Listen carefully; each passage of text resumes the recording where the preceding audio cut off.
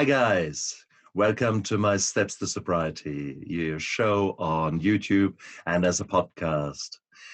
Today is time for another interview, and this time I meet someone from exactly the other side of the world. I have got an actor, singer, and all-around cool guy with me today, Steve Pereira. The one thing that I have to warn you about, he is English. Not just that, he's from Leicester. So this is, I know, let's do not hold it against him, okay? This is just, Steve, I'm pulling your leg here because my wife is from Coventry. I lived in Coventry. Oh, really? They are spitting distance, so therefore Yeah. it's if I take a few times to make out of you and your accent, forgive me because I'm living with it. That is just the trauma that I daily occur, okay? Oh, brilliant. Yeah, it's So literally 20 minutes away, isn't it? isn't So, it? yeah. Exactly. So it's bizarre times. Steve, welcome to my show. I'm so grateful that Thank you. you found the time and made yourself available in your busy life to say hello to me. That's okay. That's okay. I'd love to do this kind of thing. So you have to make time as well. So occasionally. So yeah, definitely. Thank you for inviting me. Oh, it's a pleasure. It's a pleasure. Steve, you're an actor, and this is a disease that affects many from a very early stage onwards, that you get bitten by this bug or might have it in your genes. And some of my actor friends actually were acting literally at a very early stage in their life, doing little shows, Yeah. barely able to walk, but wanting to make their parents laugh and putting things on. Was that a bit like you, or is that what was your childhood like? Yeah, sort of. It wasn't like you see on the videos and you're suddenly singing a song in perfect pitch like you do in some people, but I definitely had that vibe because I did go to a theatre classes when I was little as well. So I was always kind of a Sunday class at the Haymarket Theatre in Leicester. It was, and yeah, it kind of stemmed from there. And the school realised I was, so I was always in the little plays when in primary school. Um, and same with the singing side. I was actually an altar boy and singing the Hail Mary and the Our Father. They kind of got me to, well, it was actually the Our Father. I had to do the initial part of the singing when they repeat it. So yeah, so that's kind of how I had that bug in me. But unfortunately, I didn't kind of carry it on. So there was a big gap until recently. So I took on, things like IT and business studies and things like that because there wasn't many guys really going. I'm showing my age here a bit, but there wasn't many guys kind of going into performing arts and drama. And if you did, you got kind of laughed at. So it was a bit of a stigma thing. So I just kind of took that route, really, to be honest.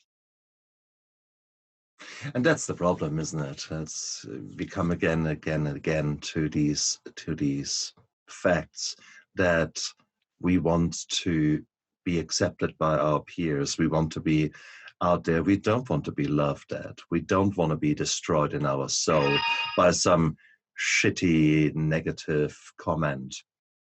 And one comment in the wrong time can destroy so much, isn't it? Yeah, So definitely. how were you at school?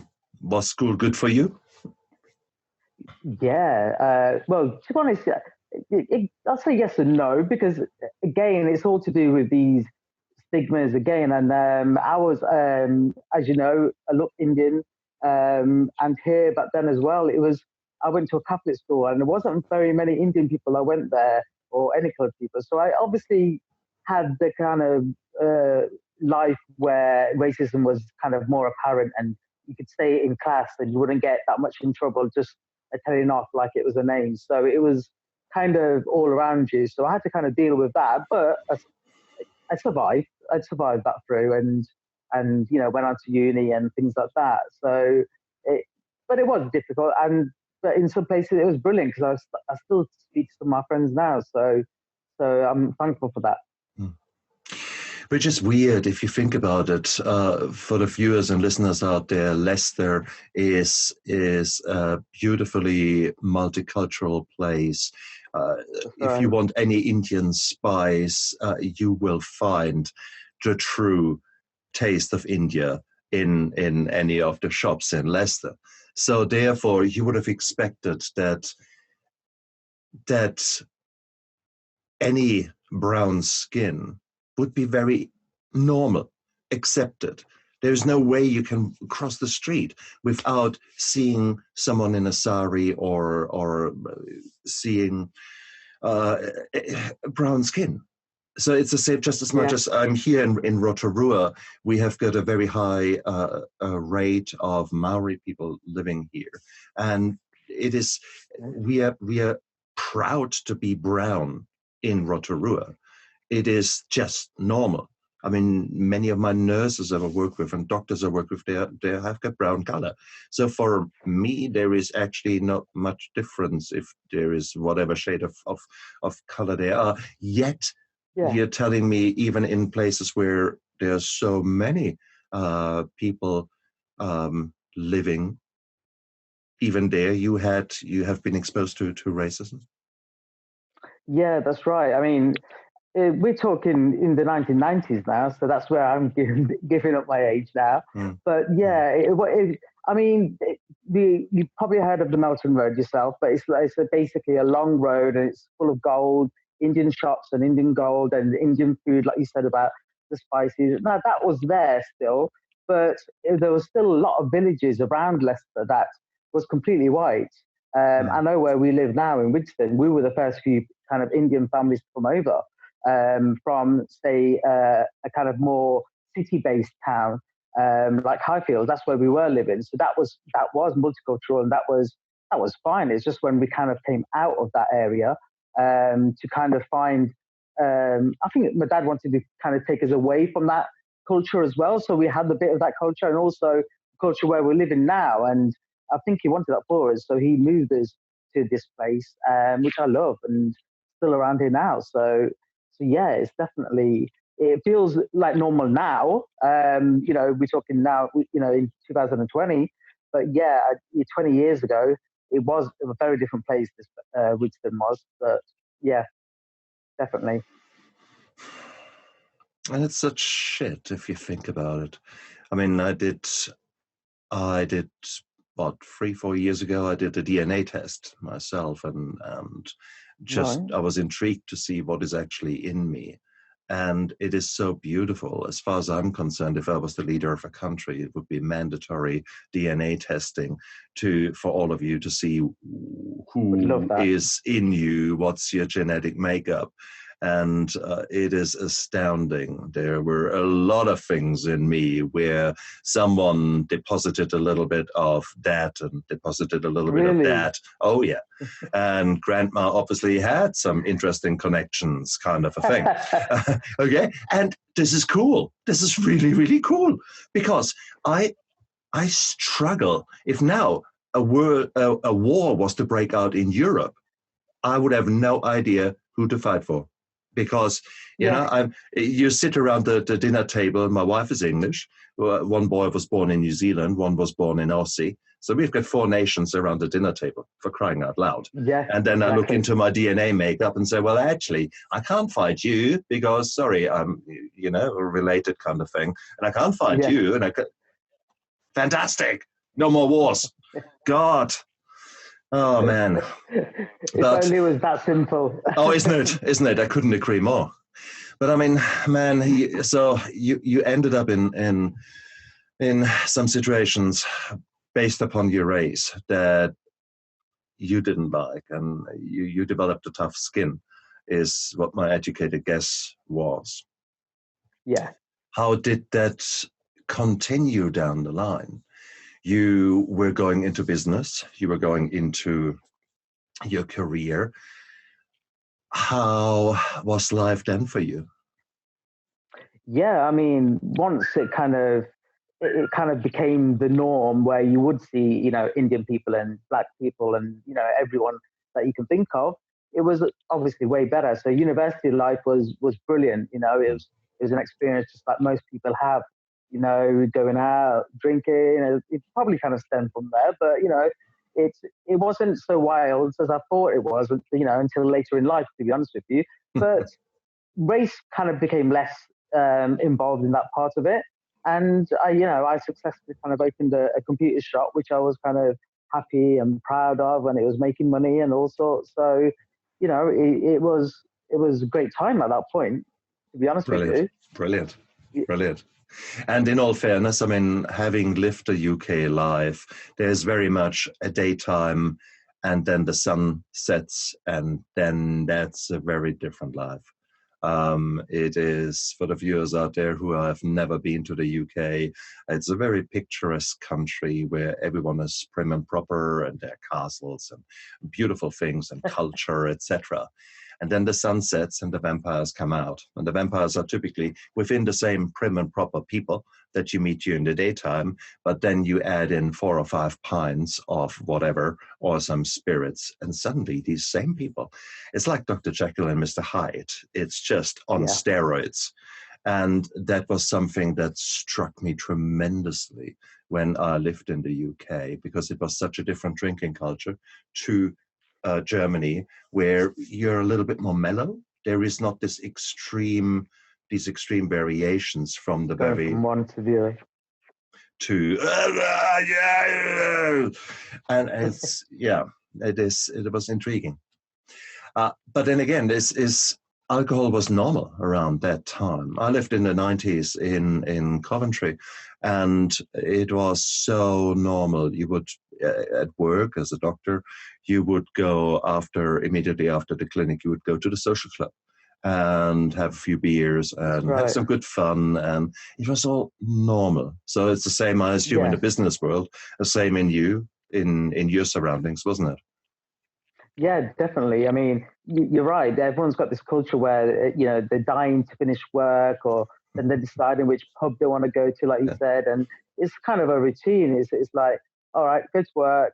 As soon as you finish, that's it. You deserve a drink. And that was the culture. And that's where you met people. And, and they're everywhere, like you said. So to try and avoid it would be really difficult. And I'd say you'd have to be working, 20 hours a day, I'd say, to be able to avoid that situation, because if it wasn't there, then the people could run around your house instead, or vice versa. And, it was very different. That kind of fell into that trap as well. So that was one of my kind of say downfalls, really, in that side of things. And and not only that, I was a different person as well. I was a bit of a show off, if I'm honest with you. I was trying to get the flash, because I ended up earning money. I trying to get the nice cars and, wear the nice clothes and stuff like that. It was, that money had a different meaning at that point to me than it does completely now.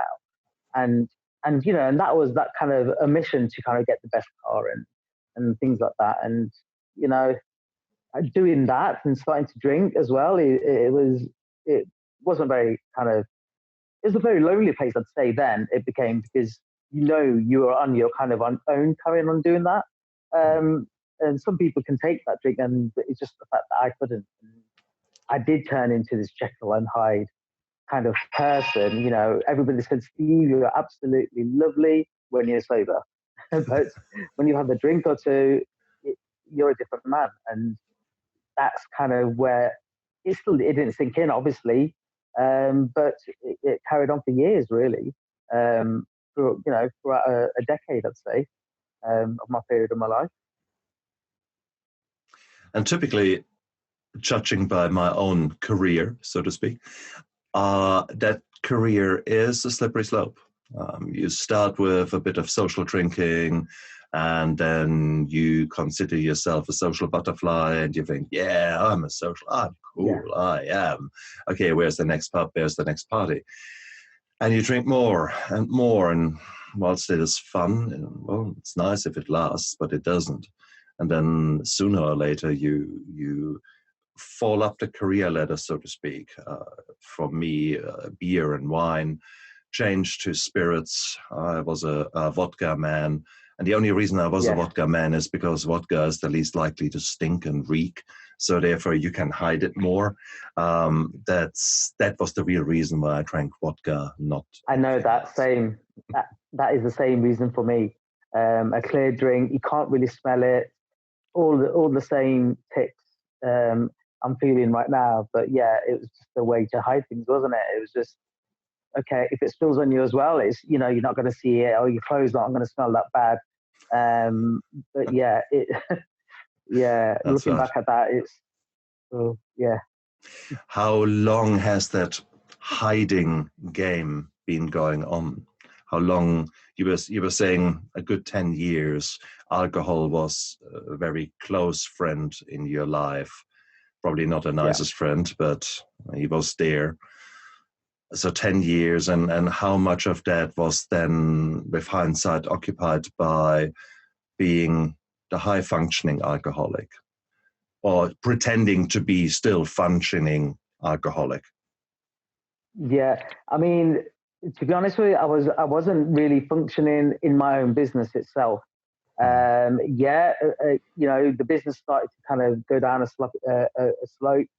I didn't kind of pick up on it, and I ended up, that lasted for at least 6 years going on. I ended up kind of losing that business in the end because it came to a point where I couldn't afford it. I'd lost Mm. almost everything in terms of money wise, and there was nothing now bringing it in. So, the IT shop was selling, but I had to go out to the clients, I had to go out to schools and colleges, and that's where the contracts were. And I wasn't doing that. You get to a point where you see a phone ringing, you just don't answer it. But that answering, what I used to do all the time, was a connection to somebody to say, "Oh, hi, are you there?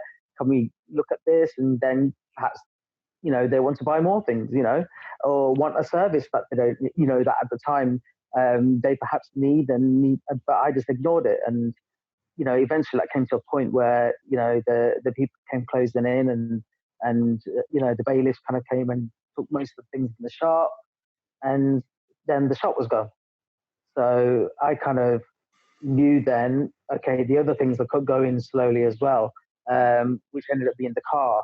And then the final thing was my home itself. So I did end up losing my home as well to kind of it. It just, obviously it had gone on kind of over a year where I was trying to try and pay bits of money, but it just wasn't enough. And and it was kind of the collapse of the house, really. It was come to a point where even when they were ringing me to take it back, this is how close.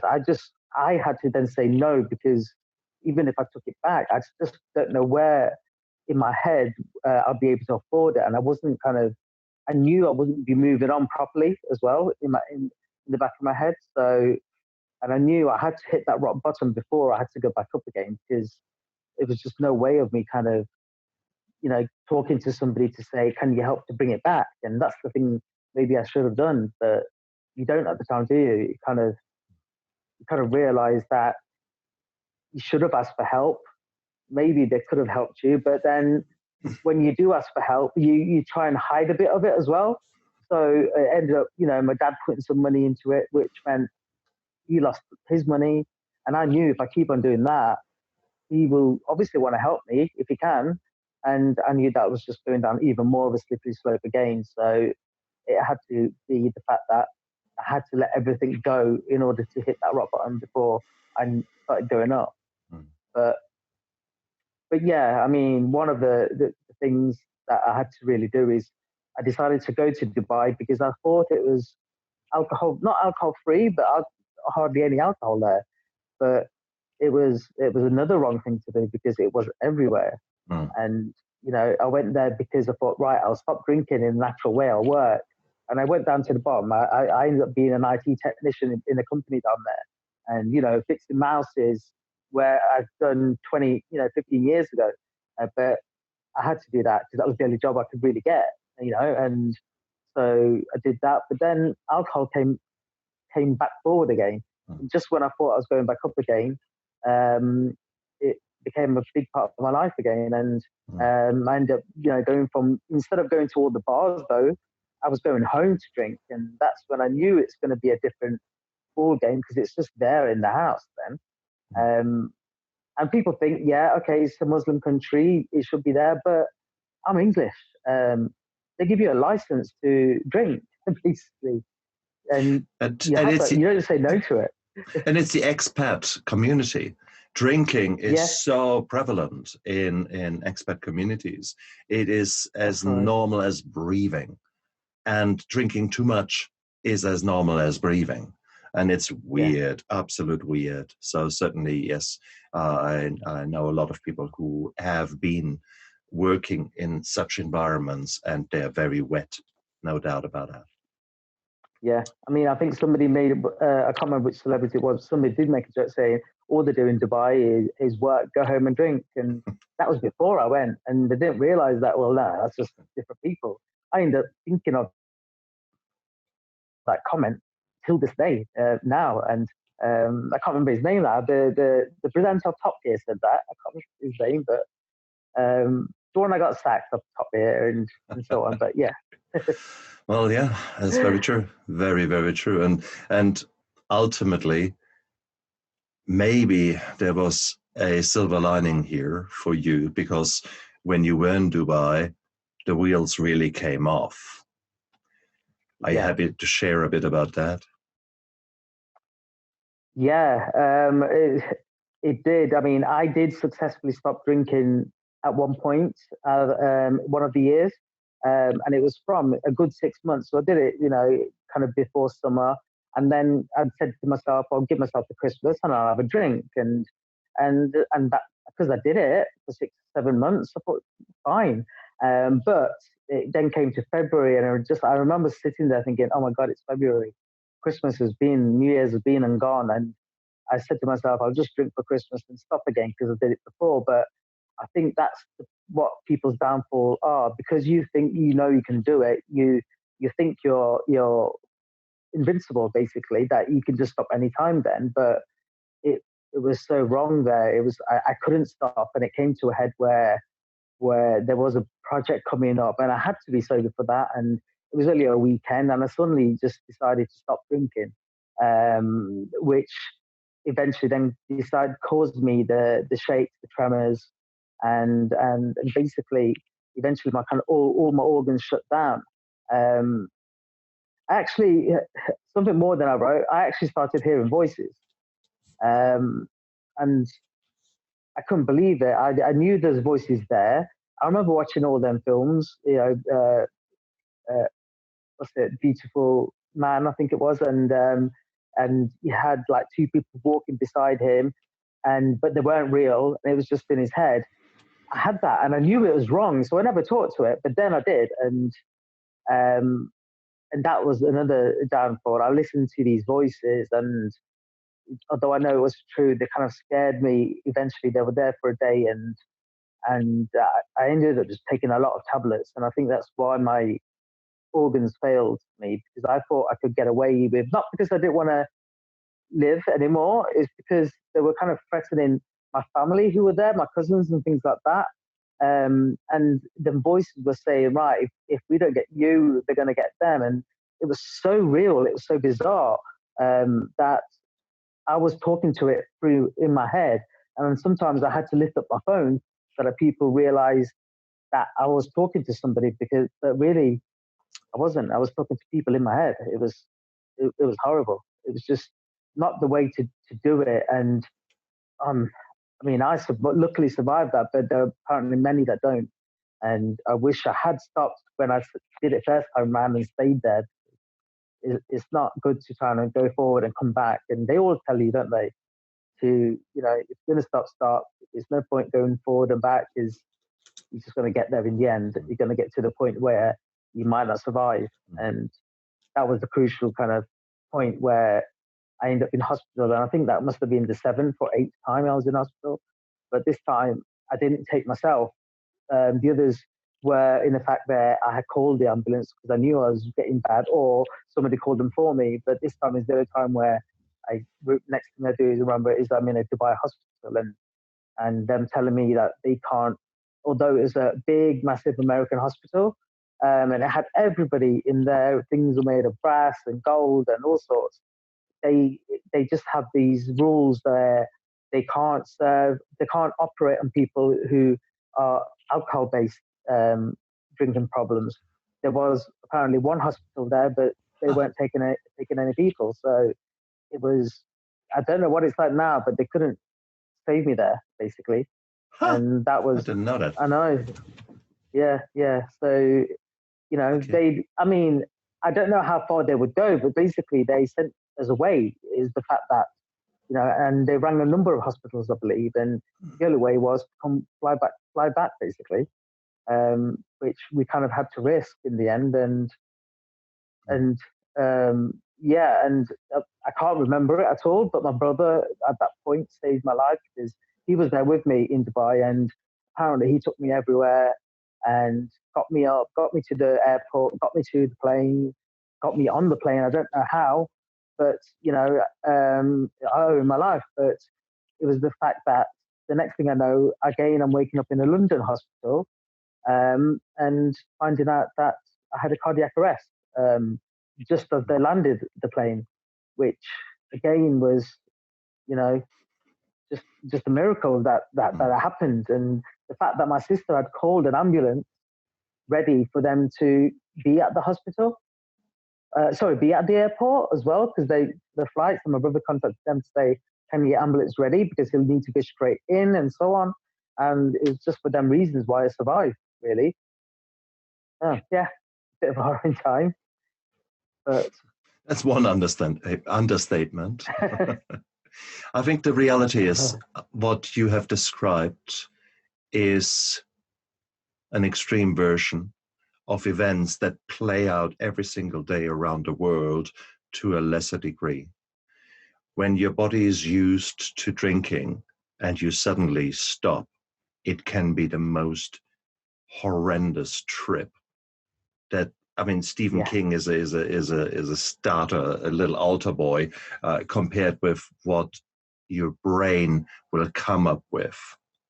I met a gentleman quite some time ago now who was an architect, and he made a point of having a lovely glass of wine with his wife as a celebration of their marriage, of them being together every single day. And it would work out towards one bottle of wine between the two of them, never more, never less. And he did that regularly, like clockwork, for a long time. And then he broke his ankle and he came into the hospital. And within a day or two, he went absolutely berserk. Now, he had, like you, he had recollection, and he afterwards told me how it felt for him. And he described to me the episode where he was lying in bed and 3 nurses were coming in and they wanted to cut his balls off. And I thought for a moment, and then I realized they were probably 3 nurses that wanted to help him, because when you're in delirium, you sweat like a dog. They probably wanted to give him a sponge bath in the bed. And he was convinced they wanted to cut my balls off. And he fought them with all the power and might he had, because for him, it was so real. And you can imagine why then fights in the hospital are happening, and why some nurses get hurt because of exactly that. It's not that he was a yeah, bad guy. He was actually the loveliest guy ever. But he was, in his mind, he saw a different reality than our reality was at that time. And it was bizarre. So delirium is very much a part and parcel of heavy drinking, because your body it doesn't like that you just suddenly stop the amount of yeah, alcohol, and your body during the drinking had completely rearranged the brain. So it was giving far more of that and far less of that in response to your constant alcohol. Now you take the alcohol away, you're lopsided in your head, and all hell breaks loose. That's exactly what you have experienced. yeah, I wrote a book, My Steps to Sobriety, and in there guys, if that rings a bell, what Steve and I are talking about, and you fear how to go about that, I've put chapters in there to actually explain what delirium is, what physical dependence is, and how to go about it. So don't just go cold turkey. And by the way, That's right. why cold turkey? Because, well, that's exactly how your skin feels like. You're sweating, your hair will stand on edge. So it is literally you Yeah. talking, you touching a cold turkey. That's where that saying comes from. So guys, Yeah. don't try that at home, kids. Okay. So Definitely not. if you want to know more, read my book. More importantly, if you want to come off alcohol, talk to your GP, talk to your family physician wherever you are, Yeah. and listen to people like Steve, who has been there, who has gone through the extreme version of it. And you, my friend, have got 2 birthdays now, because you essentially died there and then on the bloody tarmac in Gatwick, and it is how bizarre. But then you were a lucky bugger. So when you woke up in hospital, how was that? Um, that was horrible because I didn't realize that I had a cardiac arrest because I was just waking up, and but I knew my mind wasn't right. You know, when you get that dizzy feeling, that horrible, um, just that horrible feeling all over your body that you can't even move. But I had tubes down my throat because I obviously needed help breathing by machines, but it still didn't dawn on me what was going on. I had visitors and they gave me a head sketch to write with and all sorts. And I didn't. And then until a nurse came up to me and said, she goes, don't you realize, don't you know what happened to you? I went, no, well, you know, I mentioned my head sideways. And she said, well, you had a cardiac arrest. And that nurse that told me, she goes, I literally had to jump on you and I did this. And I was like, what?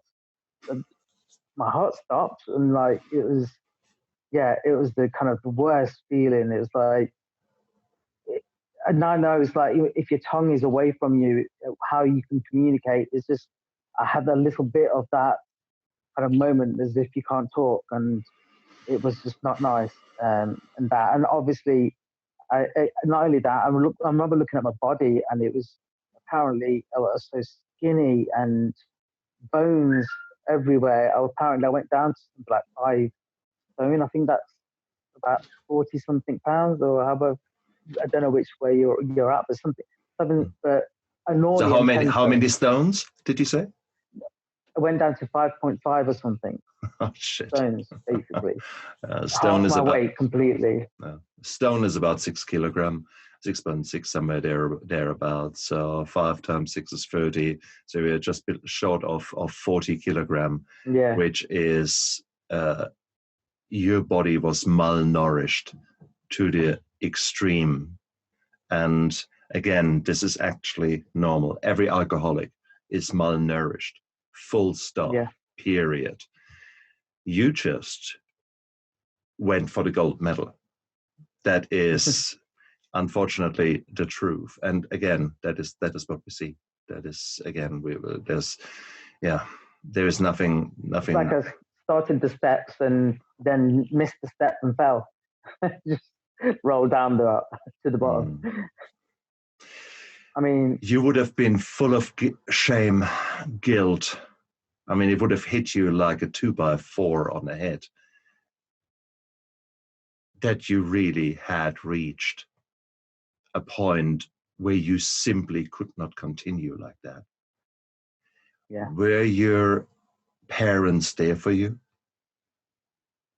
Yeah, fortunately, I was lucky to have like really good support around me.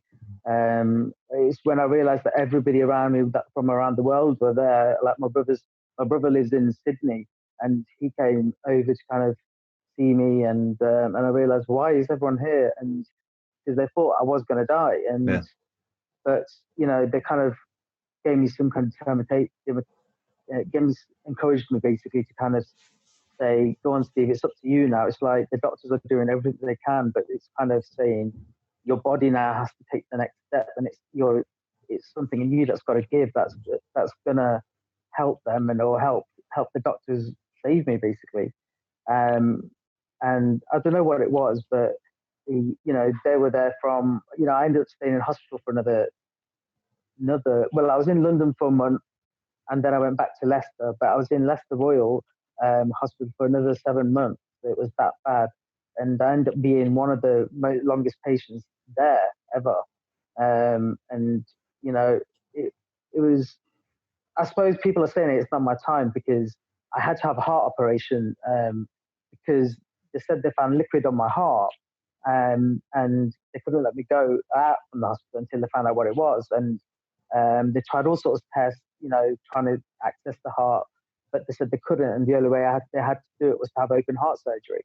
So I ended up having to go through that, which is why I've now got a huge phoenix. I'm not sure if you can see everything Yes. on my chest because it just covers some of the scars of the actual surgery itself. So I wanted something with meaning that kind of meant not just me having a new life and because I've stopped drinking, but I needed something to remind me and look at every time I look in the mirror, not to say that's the reason why you're not drinking. And in that hospital stay though, I ended up getting Mrsa and pneumonia, which are killing two more killer diseases at the same time. Yeah. Apparently, and I think they told me I was in a coma for another couple of weeks or something stupid that I can't remember, but they just said it wasn't my time. He said, God, somebody there said, you're not coming back yet. You've still got more to do, and I kind of knew then that I had to not give up because I did want to give up. Obviously, at some point I did that, but then I just looked at my family, looked at my parents, and I had to imagine myself if I was in their position. If I was in their position, what would happen? What would I want? And I knew I'd want my brother to survive. Yeah, so I ended up getting MRSA and pneumonia at the same time, and obviously there was just somebody saying, "Don't go yet. You're needed here. It's not your time." And I believe, and that kind of gave me the help and determination to then say, "I want to survive." Which is wow. And I'm not surprised to hear that at all. Mrsa is a skin bug that lives in the UK on quite a number of people. So it just quietly sits there and doesn't do much harm. But the moment your immune defense goes down the gurgler, the moment you're really sick, then it comes out to play. And it's an opportune bug. It will take advantage of you. And I'm not surprised with your degree of malnutrition and as sick as you were, that you had a secondary infection, that you had something else taking advantage of your reduced defenses. So Yeah. I'm not surprised. And listening to your story, you have not only one extra birthday on the tarmac in Gatwick, but you actually have got several more because the chances of you not making it out of the hospital with your journey, your setting, 7 months in hospital, there is a damn good reason that you were 7 months in the hospital. So, wow. And the other thing I want to say is my hat off to your parents, because certainly in the Indian culture, it is all about appearance, all about to be the happy family, and you want to be seen as everything is perfect. So alcohol in some families is actually a taboo, and to make a fool out of yourself is even more taboo. And then to be like you, completely at the brink, that must have been very hard for your parents if they were indeed more conservative in their own upbringing and in their own background. Well, my mum came in every day to the hospital. Every single day she was there bringing food as they do. And Beautiful. and then after that they looked after me for another couple. Well, I still live with them because I feel that I need to give something back, because as soon as I was ill and they took me on, and as soon as that hospital, they did everything, took me to the numerous amount of appointments thereafter, as you can imagine, and and fed me to the state where a few years later, I started socializing a bit more, and instead of staying at home, and and now I feel that they are getting that stage themselves. Although I've got five siblings, um, um, I'm the only one left here now, so I feel that I can't really move now. I can't go back to my house or anything like that, or it's their time, and I should really look after them and do my best to do, to help them out, even if it's just for company's sake. Because unfortunately, my mum's got dementia now, and she hadn't Oh, at the time, so her health has deteriorated instead of mine. So it's like I've got to be there just for my dad as well.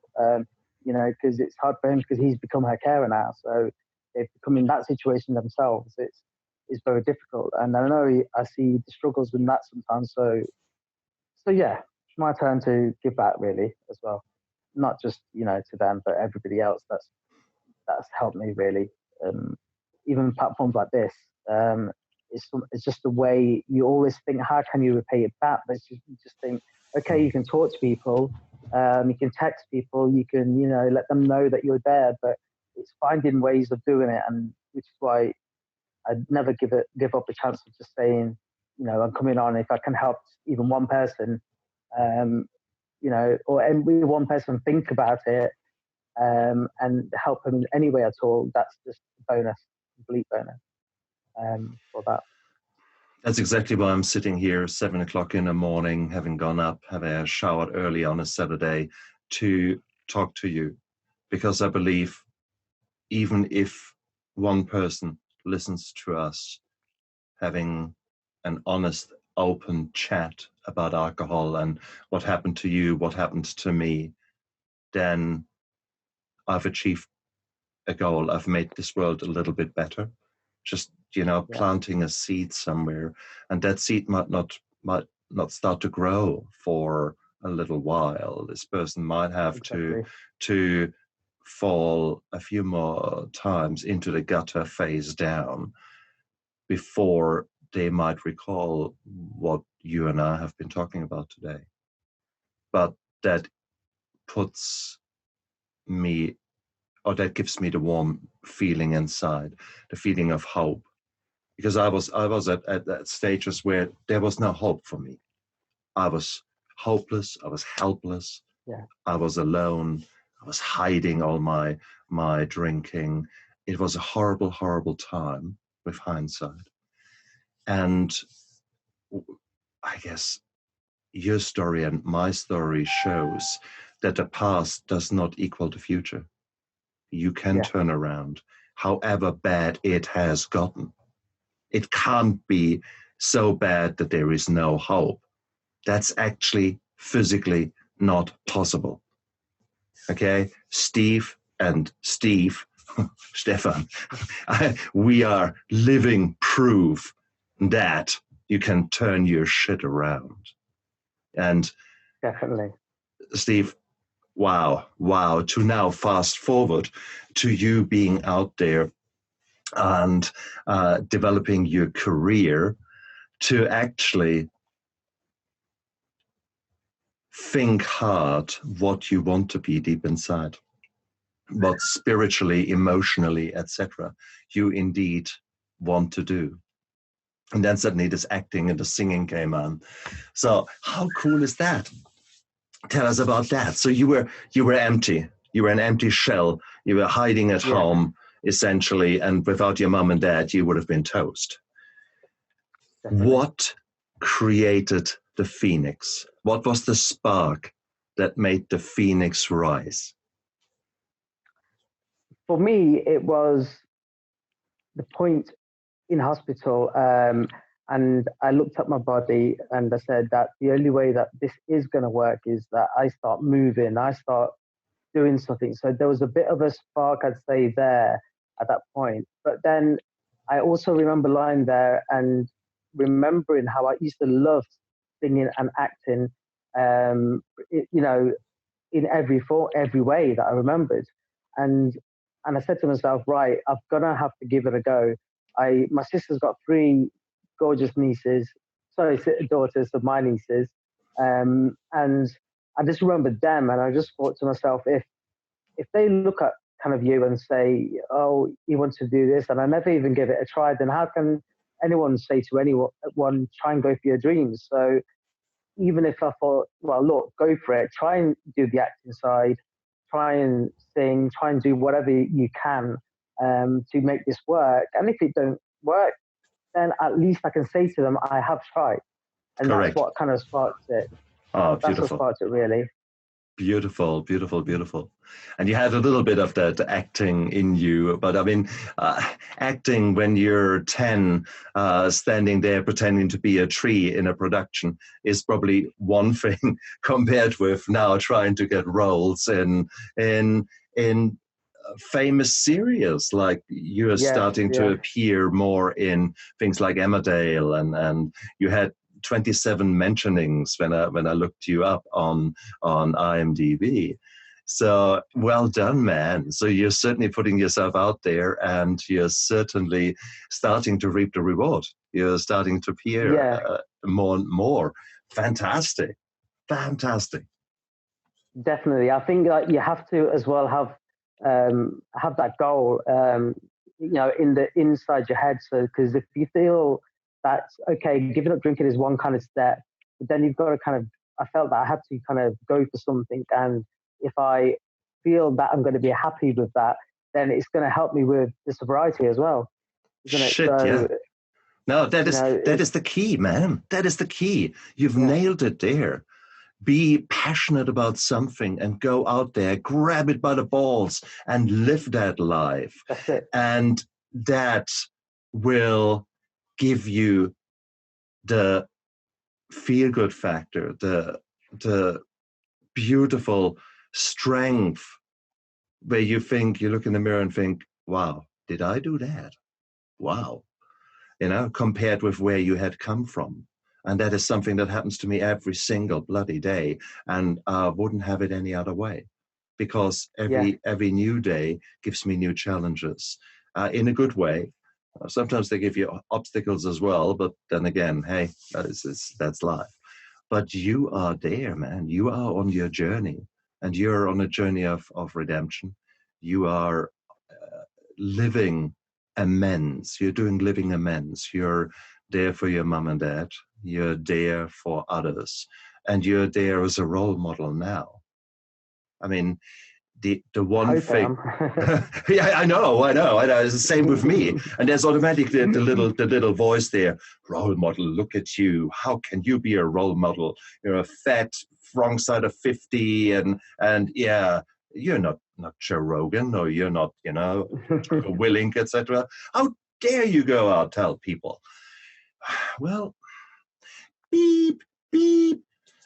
Um, it is me, and I've gone through that shit. And it's Steve who has gone through the shit and who has recreated his life. And we are sharing our story. We are sharing our story to the world here, not because we're cat, not because we're exhibitionists, but because we know that alcoholism is a disease of hiding. And the only way that you can break through it is step one, that you admit that you have got a problem. And then step 2 and 3, that you're actually going out there and say, look, guys, I've got a problem. Let's find a team that can help me. And that's really Yes, the definitely. start of your journey. Now, you had the extreme version of it. You actually didn't need to say, I've got a problem. Other people said it for you, did the intervention, rescued your life. But now you're living proof that, hey, this life is great, and this is beautiful. I have to say one thing though. Of all the industries that you could have chosen. You chose one of the wettest industries that there is. I know. So, I know. I know. how does that work? I mean, we have got lovely role models amongst your peers who have come out to speak out about their own struggles with mental health and with alcoholism. And it's beautiful. It's beautiful to see the numerous faces that you know from film and from the film industry, that they appear and say, hey, I'm 6 years clean, I'm 1 year clean, I'm 21 years clean. And it's heartwarming. But they are the absolute minority. They must be, less than a grain of salt in a big ocean. Is that still fair to say? Can I assume that the film industry hasn't changed so much as far as the drinking, the high pressure, and then the release valve of alcohol is concerned? It is fairly the same, to be honest with you. Yeah. I see a lot, but a lot of people are in that situation, and I can see. I mean, they don't know I can see because they don't know I've been through it. But yeah, I can see the signs of of some actors hiding. I can see different people as crew. You can just spot it kind of a little bit, can't you? That they may not admit it, but you can see the signs. But but like we both know, it's going to be up to that person to really make that decision. And no matter how many times you tell them, how many times you speak to them, there is a point where it's not going to get through until they decide or something happens in their life that makes them realize that it's got to change. And I think that's how actors are realizing. That's how they're getting their roles back, because they're changing. There's a lot of actors out there that are being sacked because of whether it be drugs or alcohol, and yet months later, because of their recovery, they're back on again. And people are wanting them again because they have made that change. They have made that choice to do that. But there are a lot that don't want to do that and just live the high flying life. But at some point, they're gonna fall, basically. But I mean, there's for all of those of you who are still thinking that you're so clever in hiding, you can't bullshit a bullshitter. Okay, Steve and me, we are both bloody radar detectors. We can smell you a mile because we have done it all. We know exactly what to look out for. And on the flip side, you see people like us around you, and you recognize each other for where we have been, for what we have done, and where we are now. It is a brotherhood. Yeah. It is a brother and sisterhood out there where you just meet someone, you get very quickly an inkling, and there's this kind of look of recognition and look of. Yeah, I was going to say that as well. You can tell when somebody has, and somehow it's either me say it or they say it, and we realize that yes, that's the reason why we're able to talk in this way or in this kind of open manner, and not to hide about it. But I do know people who do hide it even afterwards, even after they've come from the recovery. I mean, obviously it's everyone's choice to do that, of course. But in my case, and obviously in your case as well, that I'd rather use that, I suppose, experience and knowledge, I call it, to kind of help anyone. And just by being that open and just by speaking to people, that it's not just something that you can hide away and hide from, but it's people realize it's an issue, and there's a lot of help out there. There's definitely that. Beautiful, beautiful, beautiful. Oh, Steve, I'm so grateful for your honesty. It is so refreshing to talk to a man who is not afraid to show his true emotions. It sounds like a bloody, one of these shows where you walk in, 3 contestants, and this contestant loves to have long walks on the beach. So No, unfortunately, well, we loved the beach, but we were lying there unconscious, and we didn't Yeah. remember the sunset or the sunrise. So, different story. But that was the past. No, man, Steve, I'm so grateful. I wish you all the best for your acting and singing career. And in all fairness, you might actually find that your honesty here might just trigger something in a producer who has been through the meetings, because Yeah. you can't just keep drinking, you can't just keep taking the cocaine and the speed and go all out and then crash and go all out. That works for a little while, and then the world is going tits up, and that's just reality.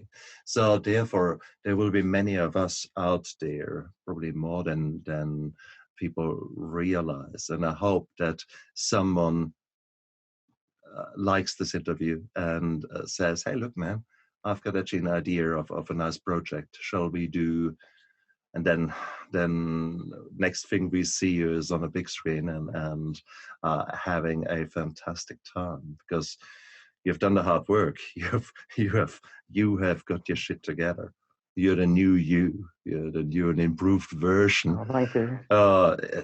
Man, it's a matter of you persevering now and being out there. And please, I'm wishing you all the best. I'm wishing certainly your mum all the best, and your dad. I wish him the strength Thank you. to be there, and I wish him the honesty to say, "Wow, I need a few moments of respite. Stevie, you take over." So that's sort of the things that are now in the priority in your life. Keep singing, man. Definitely. And I need to look again at the picture, because I saw one picture of you with the phoenix, and I didn't realize what it was and Because why it looks it like was. a cartoon, doesn't it? Or it's a drawing Exactly, at some point. exactly. It's colourful. That's right, and I didn't realize what it was all about. Now that I saw that I know the background, it is a beautiful picture. It says so much, and it says so much about you. So well done, man. Well, just want to say thank you to you, because and thank you for everyone who listens to it. I hope it does help at some point, because I think that being like this will only help yourselves. It's a great platform for you to do this, so congratulations to you as well. And I'll take a look at your book as well. I would be honored, and it is hopefully yes, it is about alcohol, but then the second part of the book is all about dealing with the challenges in daily life and some actions plans, etc. So it is. I hope it helps a lot of people out there. That's why I wrote it. It's not for self gratification or something like that. It is my story and those things that helped me. So if you can make it happen. Brilliant. Cool. Right, Steve, thank you so much for your time. All of you out there, look after yourselves. Make a little choice every minute, every hour, every day. It's up to you how you live your life. You make that call by doing those little choices. You can make this choice or that choice. Your call. No one forces you to do things. So, and by putting little choices and little steps and little habits into the right way, suddenly you find yourself in a place that you thought, wow, how did I get here? This is beautiful. So keep working, guys. Keep working at it, because it works. That's the saying in recovery, and it's so true. Sobriety rocks. We are out there. We are the rock stars. So, guys, look after yourself, and thank you so much for tuning in. And press that subscribe button down there. Press it. Cool. Look after yourself, everyone. Bye. Thank you. Bye. Bye.